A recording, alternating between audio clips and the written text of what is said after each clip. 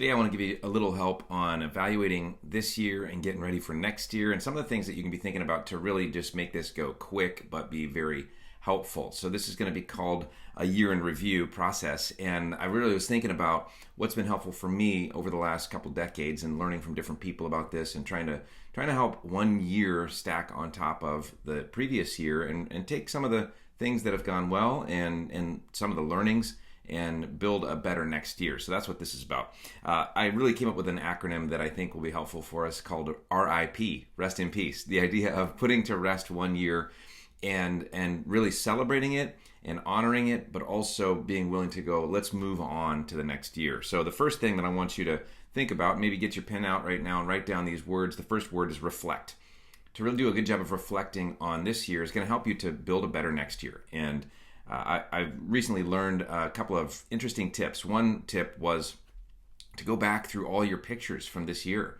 And I've never thought of that before, but the idea of going, yeah, that's going to trigger some of those maybe positive things, maybe even like, ooh, I don't want to do that again. But the idea would be capture some memories. And I think the question I would ask about going through my pictures is, what did I love? What did I love about this year? What things really grabbed my attention? What did I appreciate? What are those memories that I want to continue to build those kinds of memories? I think that thought, almost a thought of gratitude going in the beginning of this process could be super helpful. So pictures, reflect on pictures, reflect on your calendar.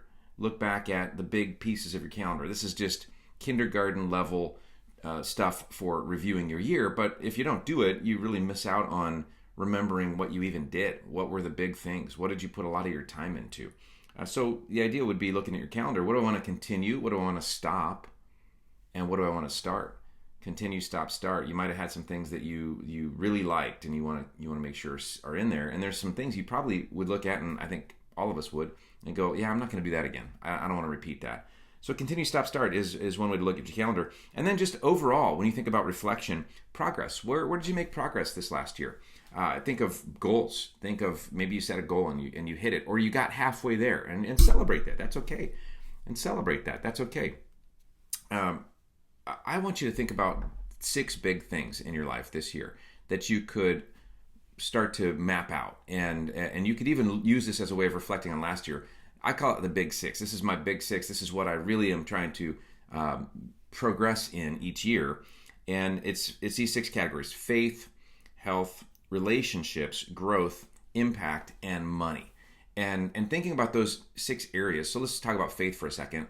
Could you rate your faith progress on a scale of 1 to 10? Scale of 1 to 10. How did you progress in your faith life? Did you pray more this last year? Did you serve more last year? Did you reflect more deeply on your faith? Is there something that you learned? Was there a way that you got closer to God's word and scripture? How did you grow in your faith this last year? How was your spiritual community as a part of that? These things are an important part of your life, and I put it first in my big 6 because I know that everything rises and falls on that for me. And so rate scale of 1 to 10, faith, health, how about that? How did your health progress last year on a scale of 1 to 10? Yeah, for me, I had a couple setbacks just with physical things. My neck, I had this big problem with my neck, and so it made me have to really work hard at this. And I would say that I'm very happy with how things have progressed because I did my part and God did some things that I couldn't do. And so I'm excited about that. Relationships, scale of 1 to 10. How did you progress in your relationships this last year? And, maybe there's things about making friends, or maybe there's things about growing your marriage, or being the parent you want to be. These are the big areas of life, right, that we all care so much about: faith, health, relationships, then growth, like personal growth. How did you progress in personal growth? Did you get better at something that you want to get better at? Did you grow in some skill that you've been wanting to grow in? Did you read some personal growth books? Did you really integrate some lessons from that? And then impact is the 5th category, the big 6, impact, meaning probably for most of us what we do for work. If you're a faith leader, if you're a spiritual entrepreneur, if you're a pastor or a missionary, if you're a nonprofit leader, all of those things. But also listen, if you're somebody who's going like, I have a full-time job and I want to make an impact in other areas over here. My encouragement to you would be this: your full-time job could be your greatest area of impact. And so think about your overall life impact. How did it progress on a scale of 1 to 10? And maybe that's an area where you'd go, I want to get more intentional about how I'm being with the place that I spend most of my hours work, and how that could be a place of impact. And then the last one is money.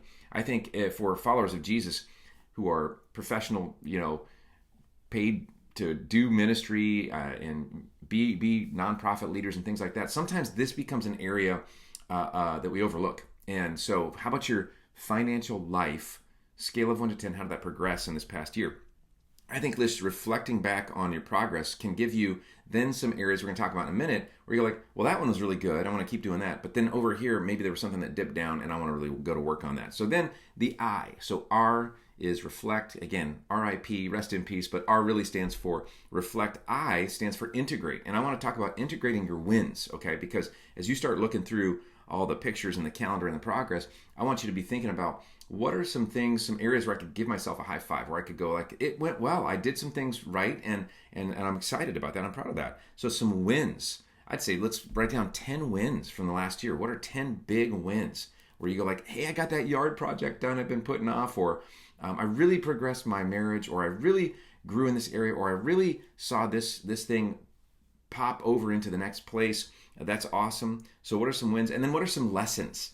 Okay, maybe like the more painful side of this would be like, oh man, I tried this one thing and it didn't work and I know why, and here's what happened. And here's what I would encourage you about is that you haven't fully processed the pain unless you know what the lesson is.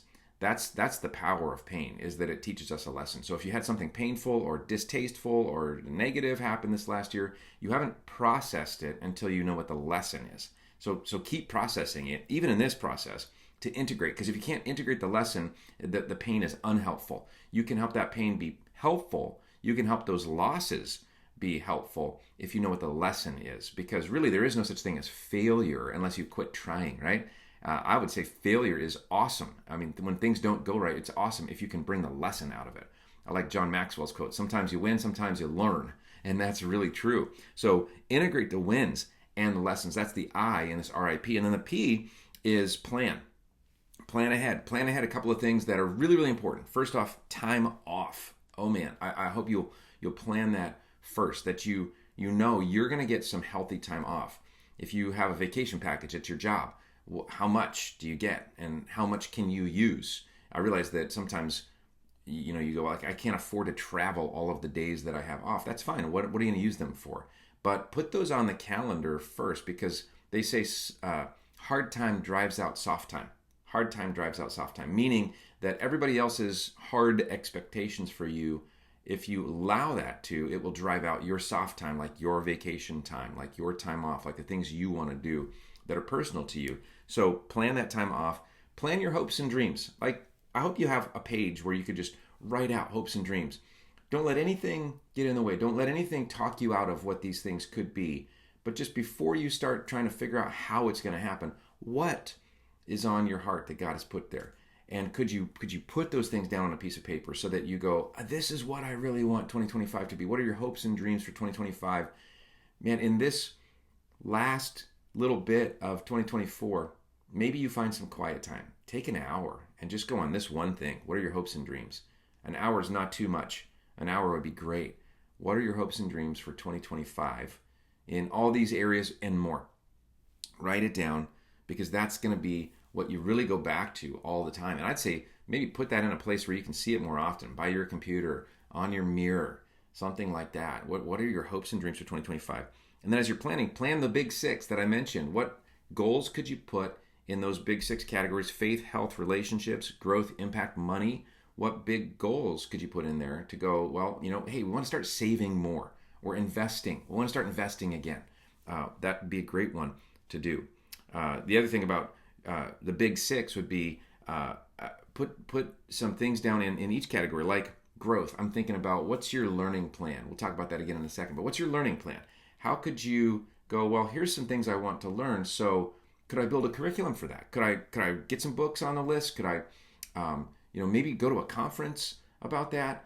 Could I listen to some podcasts on that? I mean, learning is everywhere, right? It's the easiest thing we can do now to advance ourselves. And so, what are your goals for that? Then routines. Okay, routines are where we start to put feet to our dreams. It's really important that we go, I want this, or I want to do this, or I want to be this, but I know I need to establish a routine in order to get there. In my experience, as a person who likes variety, this has been the thing that's changed my progress the most, the pace of my progress the most, is the more I lean into routines, the faster progress happens in my life. And as a person who likes variety, that's been kind of a tough pill to swallow. But the truth is that this will change your life in a big way. As John Maxwell also says, the secret to your success is found in your daily agenda, meaning the stuff you repeat every single day is probably where you make the most progress, or don't, depending on what that looks like. But what routines could you put in there? And I think about day, week, month, quarter, year. What daily routines could you do? Maybe it's about taking a multivitamin. It could be as simple as that. Maybe there's certain exercises you want to do every single day. Maybe if you're trying to write something, could you write something on it every single day? What are the weekly? Do you do a weekly review? Do you have those things that help you to integrate those wins and lessons every single week? How about monthly? What do you do every month? I think about this, like every month I try to set aside a few hours of just think time on vision. That's my personal thing. I need that. And so I got to find that. And the best thing is if that can be scheduled in ahead of time. And then what about quarterly? What kind of quarterly routines do you have? I have a friend that goes on a quarterly retreat with his spouse every quarter. And they just take those few days every quarter. And that's part of their enrichment plan for their marriage. Pretty smart. And then annually, what annual things do you have? That could include vacation with your family. That can include some big project that you want to do. But what routines do you have? And then what are the major time blocks to get those done? And are those in your calendar as part of your plan? Because if you'll do that, if you'll reflect, if you'll integrate, if you'll plan, I think you're going to find 2025 is going to be a better year than 2024. And it's going to be so much better than if you just try to move right into it without any thoughtful reflection, without any integration of wins and lessons, without any planning. That's really not going to be helpful for us. So I want to give you these three things: R.I.P, rest in peace 2024, but also reflect, integrate, and plan. Hope that's helpful.